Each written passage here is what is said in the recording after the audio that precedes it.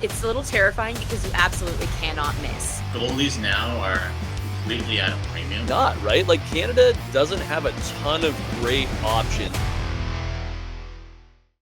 What's up, everybody? Welcome to the Hockey News Big Show. I'm your host, Katie Gaus, joined, as always, by my co-host, Michael Traikos and Ryan Kennedy. Guys, we are so close, 3 days away as we record here on Tuesday, getting ready for one of the most exciting times of the year, which is the NHL trade deadline. But certainly we know that it doesn't have to wait till Friday for moves to get made, and we have seen a few over the last couple days. So let's kick things off talking a little bit about the Florida Panthers. Traded goaltender Spencer Knight, former top overall pick. It was 13th, I think, in 2019 for a 2026 first round pick to the Chicago Blackhawks for defenseman Seth Jones. So they give up Knight in a first rounder in 2026 and they get Seth Jones. Obviously, we knew he wanted to leave Chicago. They are going to have to retain 25% of his salary in the deal, which really isn't going to be much as we get into this higher cap era. But first and foremost, do we like this move by Florida? Because what I'm hearing is it seems like this is a rare trade where maybe both teams kind of won. What do we think? I love the deal for Florida. I don't love the deal if I'm the other teams in the Atlantic because this is not what you want. Is Florida to get even better, and we know they lost Montour in the offseason as well as Oliver Ekman-Larsson, so their defense wasn't as deep as the team that Ryan got to cover last year in the playoffs. But getting Seth Jones, who's just a minute munching defenseman, is a stud, has been sort of maligned for his analytics. But at the end of the day, this is a guy that's going to play close to 25 minutes a night. He's going to make life a lot easier, especially now that Matthew Tkachuk's out. And I know we're going to talk about what do they do with that cap space. But this is a no-brainer for me. Okay. Yeah, I totally agree. I mean, you think about how fresh Seth Jones is too. Like, these Panthers, they want to make another run. Maybe they can go back-to-back Stanley Cups, but they're going to have some tired players along the way. Sure. This brings in a guy who has not seen the playoffs in a while. He's been, champing at the bit in Chicago to make an impact in the postseason, and now he gets that opportunity. Matthew Tkachuk, they hope he's back for the playoffs. If so, then you're getting a rested Matthew Tkachuk, and those are two pretty good players to have where, a lot of your opponents have just gone through the full 82 game grind. And I think it's a big advantage for them. Yeah, I agree. I think the interesting part here is that immediately you start thinking of the future, which is funny. Like, Panthers fans or fans in general, they can't be happy with a good trade. They're immediately like, well, okay, cool. But then what about Ekblad?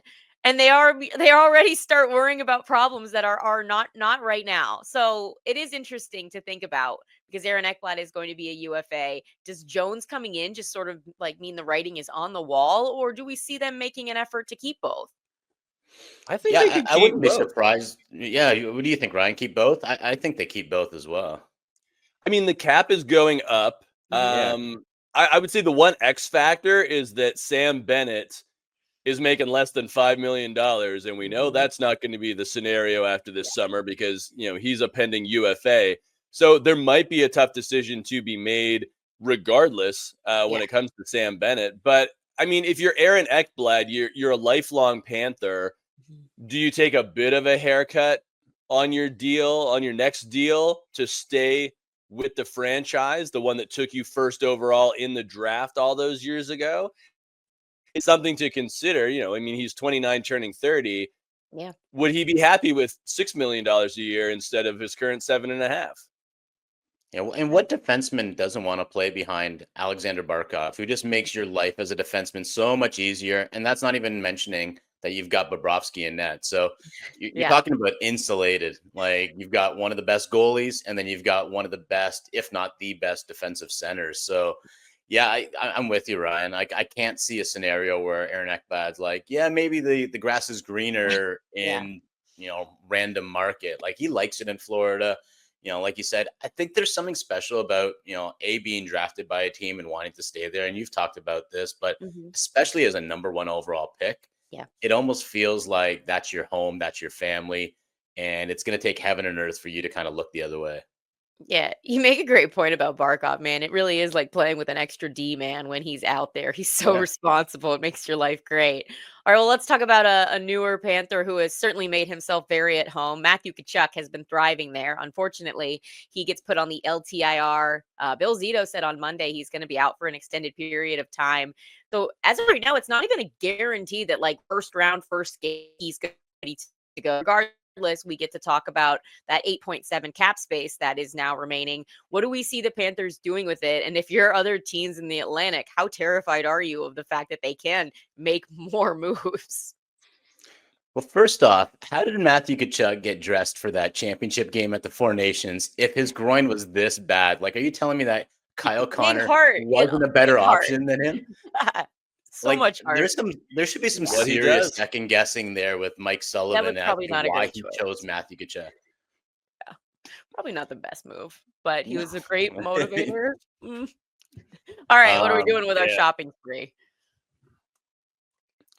Well, I mean, for me, I would look at Brock Nelson with the Islanders. And, you know, speaking of the Four Nations, I thought he was great for Yeah. Team USA in, you know, a two-way role, really. I liked what Brock Nelson did at both ends of the ice for the Americans in that tournament. And, you know, when you think about the Florida Panthers, you think about a very complete team. And, you know, adding Brock Nelson, a guy that can play center for you, a guy that can score goals, it gives them a lot of versatility if they can pull that deal off. And to your second question, I would be terrified if I was Tampa Bay or Toronto right now that Florida is gearing up again. You know, you look at the Maple Leafs, and we really haven't seen their full complement this season. They've only had two players play every game, Morgan Riley and William Nylander. Otherwise, everybody's missed at least some time. So what is this Leaf team? That's a great Yeah, point. if I was a team in the Atlantic, and to Ryan's point, like whether it's Toronto, whether it's Tampa, heck, even if it's Ottawa, I'm trying to figure out who Florida might get, and I'm trying to get them first. Okay, because Yes. you're right. It's the trade deadline's about who you can get, but it's also who you can keep away from the other teams that you're going to Yes. face. So, you know, if it's Brock Nelson, yeah, maybe Ottawa or a Tampa or a Toronto should definitely kind of put all their chips in and try to get him. You know, Florida's got the number. They've got a first round pick to part with. They've got the cap space. They could basically go big game hunting anywhere. Like, you heard the comments from Seth Jones saying, like, this is the standard. Every guy should want to play for Florida. You know, beyond the weather, this is just a top-notch organization, and, you know, they've got the personnel right now. You mentioned Nelson, Ryan. He's a center. I would think more of winger, maybe a Brock Besser from Vancouver if Vancouver makes him available. We know he's a pending UFA, so, you know, Vancouver's not going to re-sign him. They should probably look at selling him. Oh boy, if Florida ends up with Brock Besser, that's a bigger addition than they got last year in Tarasenko.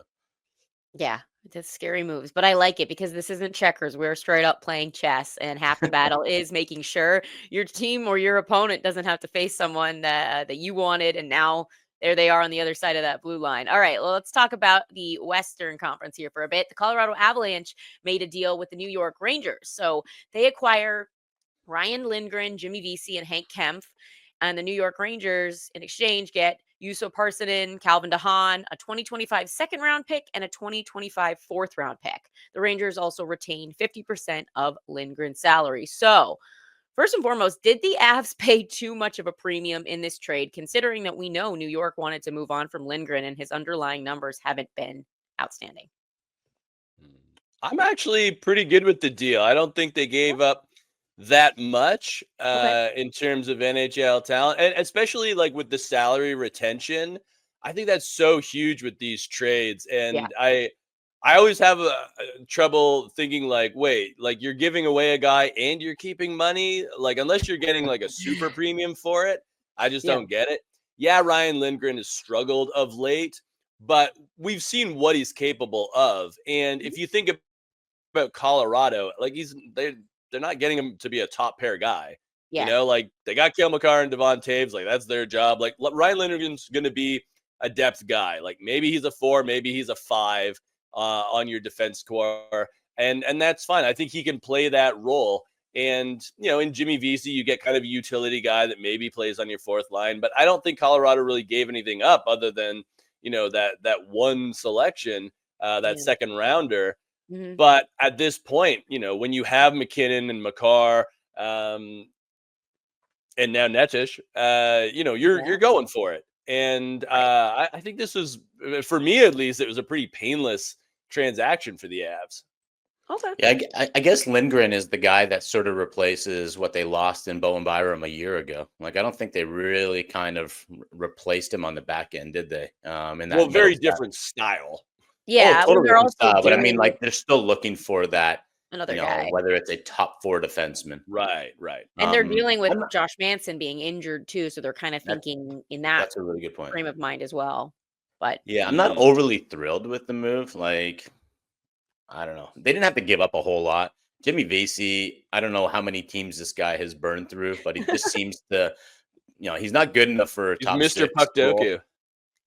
Yeah, exactly. Like, he's just, here comes another team where you're hoping that Jimmy Vesey is able to be that guy that he was in college, I guess. But, chances are, I don't think he's going to make a huge impact. I'm kind of curious, like, what's the next move that Colorado makes? Because this can't be it. Like, they need a serious upgrade at the number 2 center spot. And I mentioned Middlestat.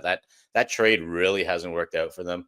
I think they were thinking Middlestat hadn't shown what he could be in Buffalo. Turns out that was the best we've ever seen of Casey Middlestat. That's what he had. Just not very good. So they need a huge upgrade at the number 2 center spot. So I really am looking at Colorado as we get closer to this deadline and what they do, because they could be such a sneaky good team, especially with the bodies that they are getting back. well, you start mentioning it right there with Middlestat. So that's kind of your guy that you're keeping an eye on. He's sort of an at-risk player in terms of the deadline. McFarland, the GM, said he's not fully satisfied. Like, this roster is not done. They need to make some changes. He still wants to make some impact moves, as he called it. So, Ryan, what's your impact move the Avs could make? Or I guess who do you kind of have your eye on in terms of maybe possible body they could move? Yeah, I mean, for me, Middlestat's the guy, as Mike mentioned. They've been trying to figure it out for years. For sure. And I mean, maybe that's a landing spot for Brock Nelson, I mean, maybe that's a landing spot for Braden Shen, depending on, if they can put such a package together to get one of those bigger fish. Because if you're going for it, especially in the West, right? Like, at some point, you're going to have to play either Vegas, Edmonton, Dallas, or Winnipeg. And you got to be prepared for that, because those teams are really good. So if you're going to play at their level, you have to know that they're going to put their best on Nathan McKinnon. You have to have somebody to make them pay on another line. And right now they don't have that guy. Also, it was great when you were talking about, the hockey, the puck doku. When Calvin DeHaan got to New York, the first thing he told people was, yeah, probably don't go look at my hockey DB because it's a little bit of a mess. But I feel like the same could be said for Jimmy Vesey. I just like the fact that Calvin DeHaan is owning it right out of the gate. Like, yeah, it hasn't been perfect, but here's a new team. So let's see what happens. All right. Well, we've talked a lot about some of the moves that have been made, but certainly lots more that can still happen. So I'm giving you guys the power in this one. Name a trade that you want to see. It can be selfish, it could be personal, whatever it is. What's a trade you want to see happen at this deadline?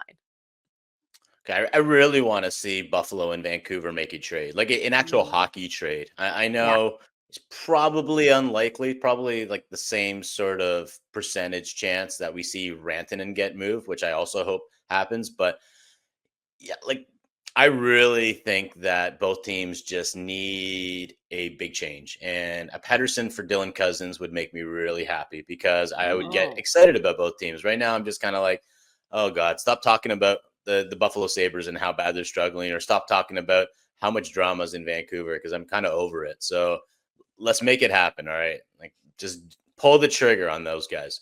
If Buffalo doesn't do something exciting at this deadline, I just feel like we can't even talk about them anymore. Like, they're in timeout, because I'll be so bummed and it'll just be so disappointing. Like, they can't do nothing with the way that they're at right now. I mean, I've been seeing different names that they're getting calls about, but it seems like, they're not willing to just get more picks and prospects. Like, they want a legitimate dude in return. So it'll be interesting to see if Kevyn Adams can pull that off. All right, Ryan, what is your trade that you want to see?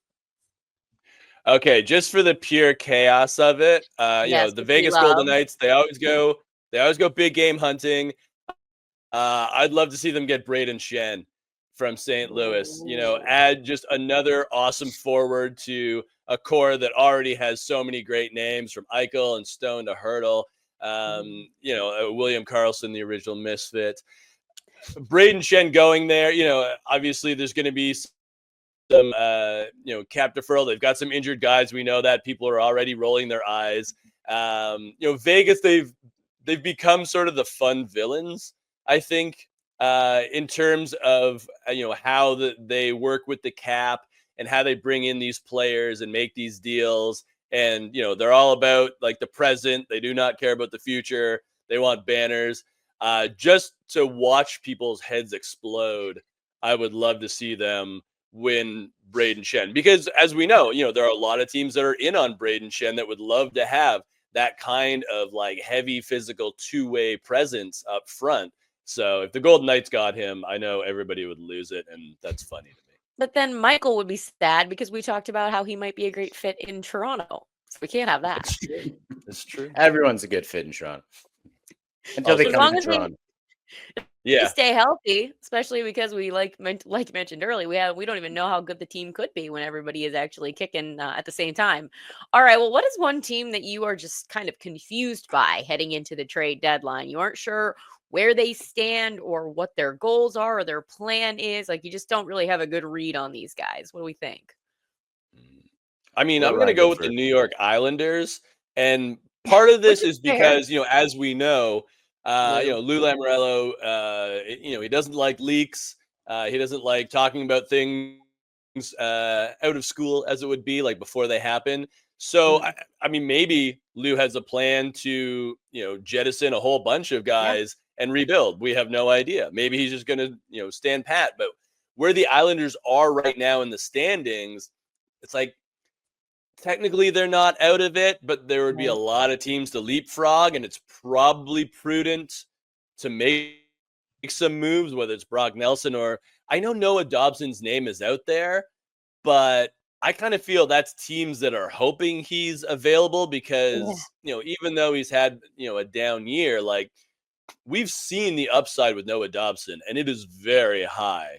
So they would have to get an incredible package if they were going to deal Noah Dobson, but I don't know if they're going to do that right now because we haven't heard. So I don't know what the Islanders are going to be up to.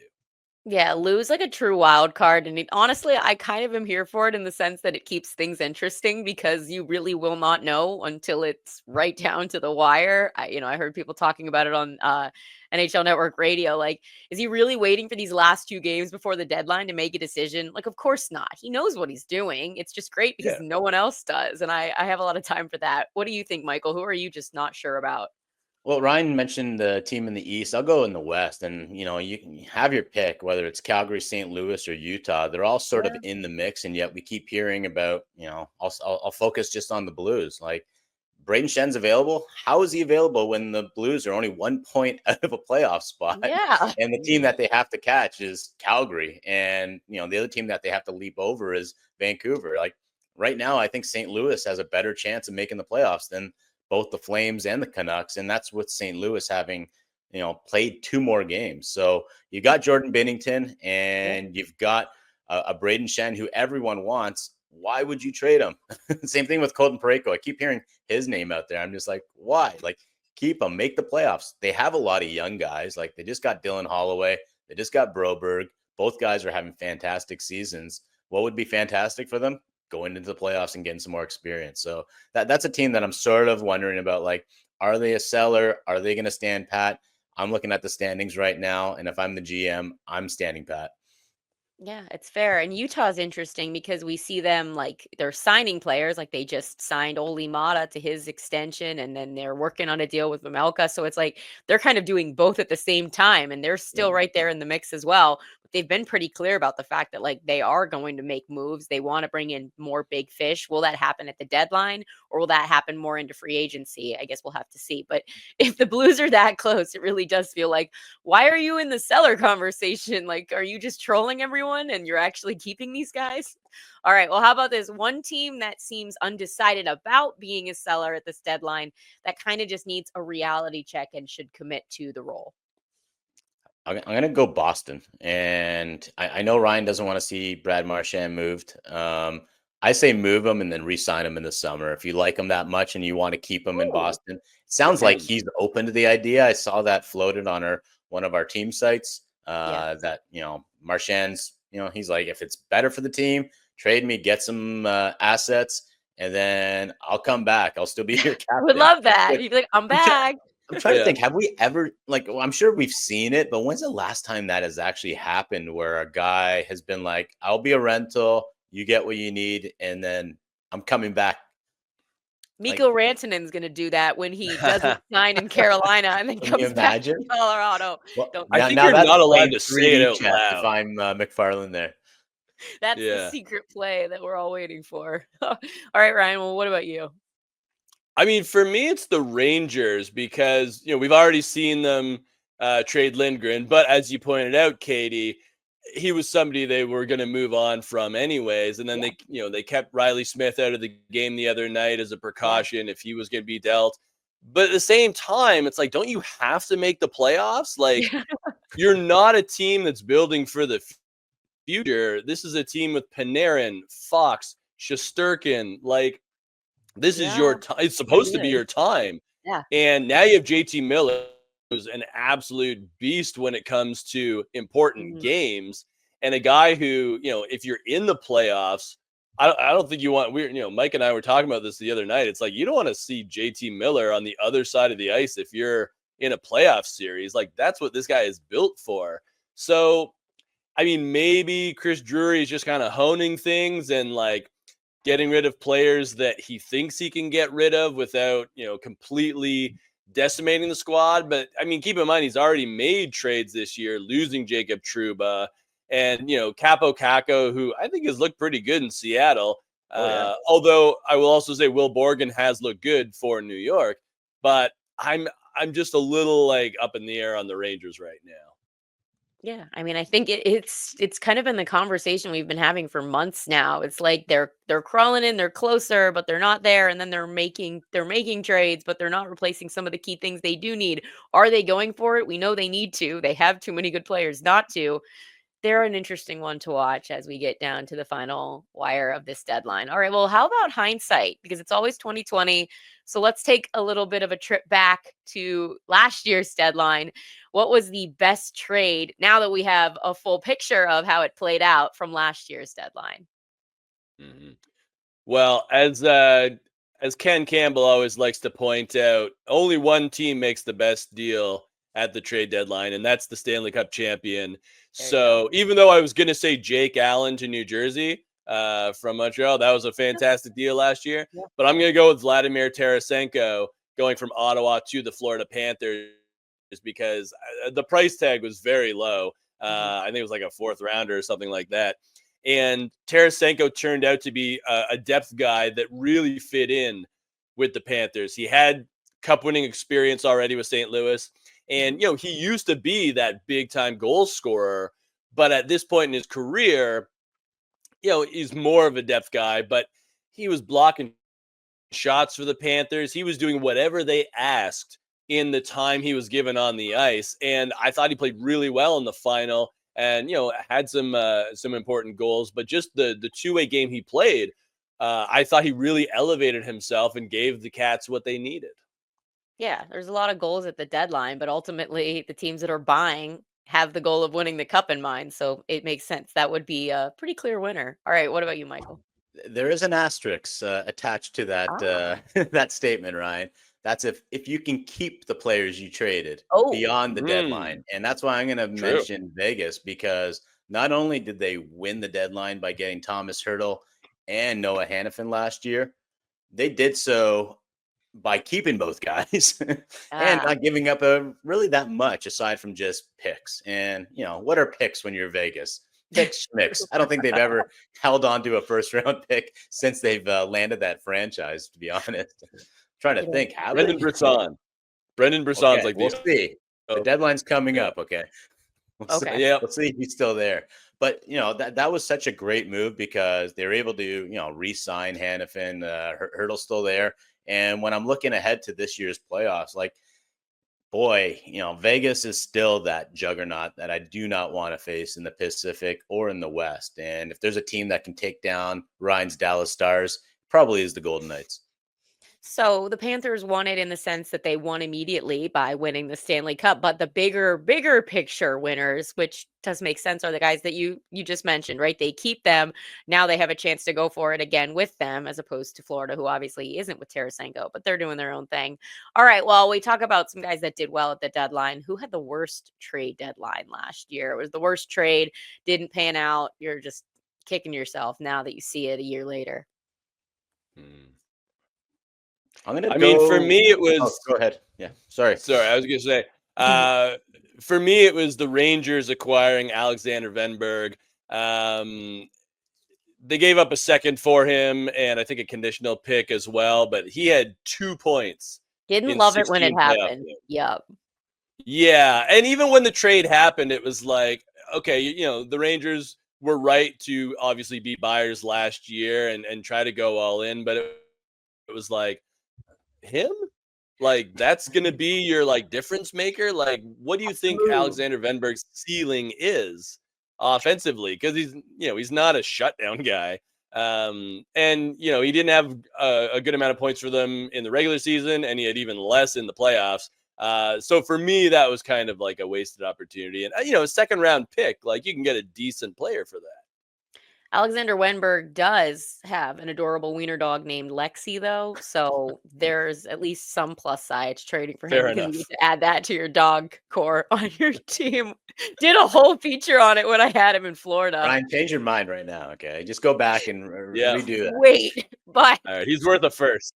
All right. Michael, what do you think? I'm going to go Pittsburgh, and not for who they got, but who they gave up. And they gave up Jake Gensel, which... if I'm Sidney Crosby, I'm looking at it going, how are we going to make the playoffs next year? You just gave away Jake Gensel. They probably should have hung on to him or at least made an attempt. At the very least, you should have probably got more than Michael Bunting and some prospects that, I don't know, at the time, I remember asking Ryan about these prospects, and you weren't overly thrilled about them. You weren't like, franchise-changing guys. This is it. Sidney Crosby's got the guys that are going to take him to the promised land in a year or two.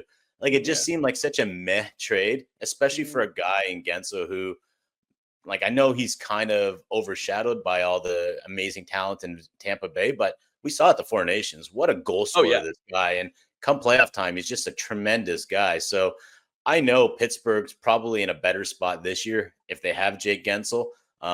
So really, Kyle Dubas, that was your one chip where you could have got something huge for Jake Gensel, and you just didn't get anything. Yeah, I mean, them in Carolina can both lament about the fact that they really I guess he didn't work out in Carolina either. So a double whammy. Yeah, I would have preferred, instead of getting a couple of mid-range prospects, I would have preferred if Pittsburgh had just gotten one higher end Carolina prospect. If they had said we want Scott Morrow or we want Jackson Blake. Then I would have taken a guy who's maybe in his second and third year in the NHL, who is just going to be there for a while, and you can grow with, and you might say, all right, he's here right now. In a couple of years, he'll be in an elevated role, even something like that, where it's still a roster player, but he's a younger version. Well, how about this one? Players that have become more valuable than you expected. It was a trade that maybe on the surface you were just whatever. And then all of a sudden, a year later, you're like, yeah, that was a sneaky good move. What do you think, Michael? The deadline, it's always the, meat and potatoes guys that tend to make the bigger deals, like the Michael Handzuses, the Ron Hainsey's.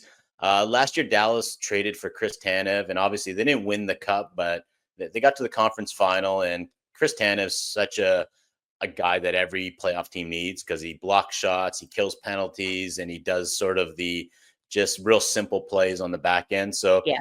I love that move. I know Toronto was in the mix for Tanev. That's why they ended up getting him in the offseason. But, those are the kind of players, as we kind of focus on the deadline this year, like watch out for the kind of, not flashy players, like whether they're bottom six forwards or just guys that you can kind of put on the back end that are just going to kill penalties and just go about their job kind of quietly. Also like a character kind of a person too, right? You think about like what it takes to win the cup and just being gritty and having drive, but also being, a good team guy. And I feel like that checks the boxes. And you see a lot of those guys who are brought in to just be part of the bigger picture, which is the morale and the grind and the journey that it takes to get there. What do you think, Ryan? I'm looking at Adam Henrique going to the Edmonton Oilers and, covering that Stanley Cup final. Obviously, the Oilers, they had the big guns like McDavid and Draisaitl, we know that, and they had the potent power play. But their penalty kill was absolutely terrifying. Like the shorthanded work done by guys like Henrique and Janmark and McLeod, they really helped the Oilers have a chance in that series. And, so Henrique in particular, AKA Rico, as they call him, that was a guy that, in Anaheim, I guess I thought of him more as like that scorer that he came up as. But for him to take on that role in Edmonton and really thrive as a bottom sixer who could give them some versatility, I thought that was a really great pickup in the end that I honestly didn't expect. I didn't expect him to have the impact that he ended up having with Edmonton. Yeah, I mean, I remember being in Colorado and his name was one that was getting thrown around a lot for the Avalanche being interested, and he ended up going to the Oilers. And again, you can't have too many, depth bodies like that, but I think he did ultimately end up surprising in a lot of good ways. All right, well, listen up, hockey players. You don't need to drop a fortune on sticks when you can snag a pro-level composite stick at Stix.com. That's Stix.com. So make sure you go on there and check it out.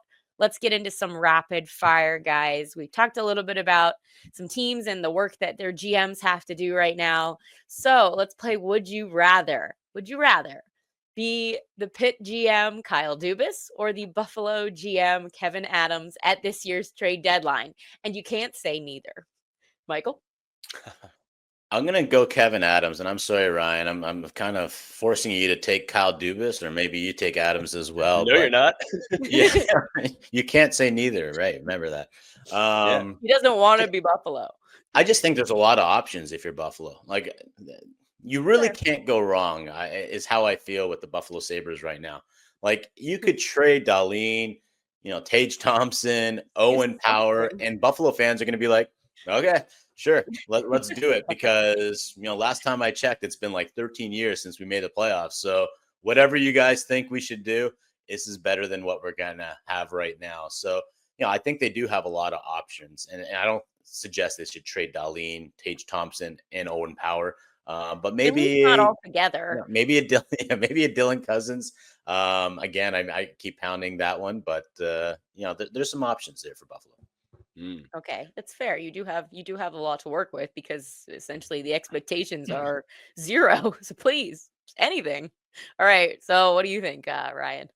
Yeah, no, I would totally be Kevyn Adams as well. Because first of all, I haven't been fired yet, which is miraculous. But also, as Mike said, yeah, they have plenty of assets, and I think even if you don't want to trade away like a major player on your roster. Like Buffalo, they've been criticized for having too many of the same player, which are like, smaller skilled guys, young players. But you can trade some of those guys. And, there are other teams that would love to have them that maybe have other heavier cores. So you could trade a Jack Quinn, a Zach Benson, Consta Helenius, you just drafted him. So maybe you don't trade him yet, but as Mike said, there's plenty of options, and you're not playing in the playoffs, so you might as well reset once again. But I wouldn't do anything too drastic because next year you have to make the playoffs.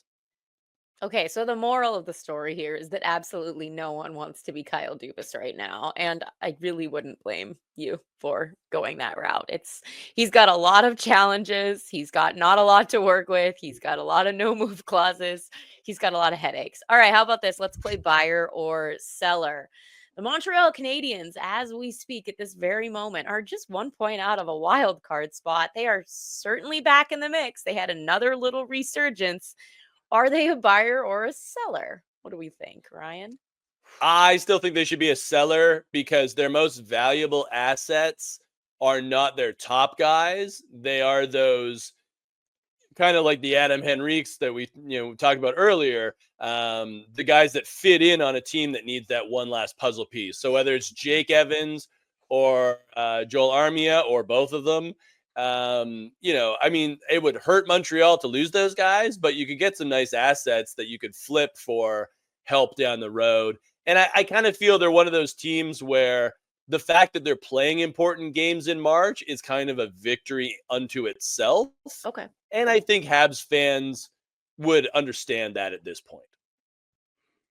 I'm going to call them a reluctant seller because they're 1 point out of a wild card spot. Right.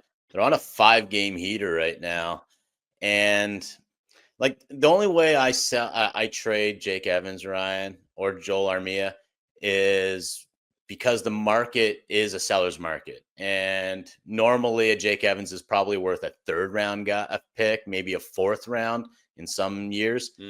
If you can get a 2nd round pick or, something of equal value, then yeah, maybe I do consider selling on Jake Evans. But, there's the Canadiens players are really making the argument that they should stand pat. They probably shouldn't be a buyer. Like that's too much, but at the very least, they should stand pat and just see where this ride ends. Like, I think this could be a huge boost for the Canadiens going into next year if they even miss the playoffs, but are maybe, that 9th seed in the East. Wow, that would be something that no one really expected. So there's a third option. There's just the do nothing. Third option. Okay, true. Perfect. All right. You don't have to do anything. It's okay to just hang. All right. How about this? True or false? JT Miller has more points since being traded to the New York Rangers than Elias Pettersson has shots. Oh, I'm going to say I think it's true. I think it's true because why would you come up with such a stat? And Pettersson has been so bad. Well, also, I know Pettersson has not been shooting it all lately. They had a graphic on the weekend of his previous games, and several of them he had 0 shots. And I know JT Miller's been hot, so I bet it's close, but I'm going to say true. So JT Miller has 14 points, and as we're having this conversation, Elias Pettersson had 8 shots. Oh, it's not close. It's not even close. Not even close. So it's not great. Man. Quick bonus question on this one. I know that the Miller trade happened a little while ago. Like that doesn't necessarily it wasn't like a deadline trade, but could we look back on that one and say like, well, that might have been the worst trade that we'll see during the season, getting rid of JT Miller? Or did they not have a choice? So Ryan and I were talking about this at the game last night, and it's difficult because Ryan was suggesting that maybe they floated both guys out there and no one wanted Pettersson, and for good reason. Like nothing against Pettersson, but if I'm a playoff bound team, who do I want to go to war with? Is it Elias Pettersson who won't even show up for like games when the Vancouver Canucks need him now, or is it JT Miller who will literally just like go to war over a game of ping pong or something? Like so maybe they were kind of. So maybe it's like it is probably the worst trade, and it's the trade that kind of Pettersson I feel like boxed him into a corner with, like him not being able to get along with Miller really kind of forced Vancouver's hand in this. And I feel like the Vancouver media didn't help. No, definitely not. I guess the only thing Vancouver could have done was basically say, we will take anything to get his salary off the books. So if you give us a 2nd for Elias Pettersson, let's just do it straight up. And we would rather have the cultural reset with JT Miller as our go-to guy. That would be the only scenario I could see if they really didn't get much of an offer otherwise. All right, well, let's play over-under as we fly through these last two rapid fires. Ovechkin now 11 goals away from breaking the all-time goals record. So will it take him over or under 10 games to do it? And then the bonus question for you is you have to pick a team based on his upcoming schedule who you think he might do it against. Mm-hmm. What do we think? I'm going to take the over. I think it's 12 games based on the schedule he sent us, Katie. And the team, the Buffalo Sabres, because of course it will be. And they can put up a banner for it saying Ovechkin broke his record against us. Ooh. Yeah, that's a good one. Yeah, because, at 10 games he played, I'm going to take the over as well. So at 10 games, they're playing the Jets. Yeah, I don't see that happening. Minnesota, they're a really good defensive team. If it's not Buffalo, I'm going to say Boston at 13 games. All right. So, Ryan, you got Buffalo. I got Boston at 13. It'll be a game where Swayman is not in the net. Very good. Yeah. I mean, it would be super Buffalo if it happened against them, but at least it'd be something awesome. I mean, that's a home game too, which I think would be awesome for Washington. I mean, it's not going to matter where he does it, but to do it on home ice, it would be absolutely incredible. It would be storybook. I'm sure they've got it all planned. They've probably got the streamers and the fireworks and everything ready to go. All right, guys, good stuff. We've got a lot to look forward to here as we creep closer to the NHL trade deadline. So fans, make sure to keep an eye on everything that the Hockey News has coming this week. And we will also have a special live show coming up on Friday to talk all about the trades that are happening, have happened, and any other late moves as we approach that deadline. But that does it for this episode of the Hockey News Big Show. For Michael Traikos and Ryan Kennedy, I'm Katie Gaus. Thanks for watching, and we'll see you all on the trade deadline.